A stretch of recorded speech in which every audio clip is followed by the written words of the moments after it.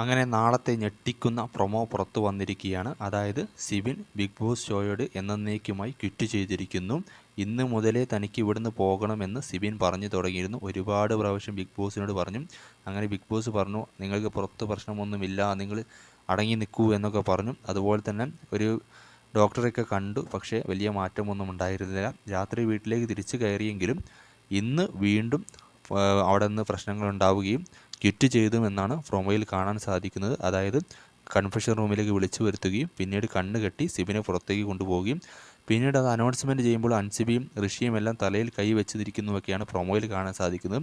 99% Sibin quit ചെയ്തു എന്ന് തന്നെയാണ് അറിയാൻ സാധിക്കുന്നത്. അതായത് മാനസിക സംഘർഷം താങ്ങാൻ കഴിയാതെയാണ് സിബിൻ ബിഗ് ബോസ് ഷോയിൽ നിന്ന് ക്വിറ്റ് ചെയ്തിരിക്കുന്നത് എന്നാണ് പ്രൊമോയിൽ നിന്ന് മനസ്സിലാക്കാൻ സാധിക്കുന്നത്. 1% മാത്രമേ ഇനി പ്രതീക്ഷ വെക്കേണ്ടതുള്ളൂ.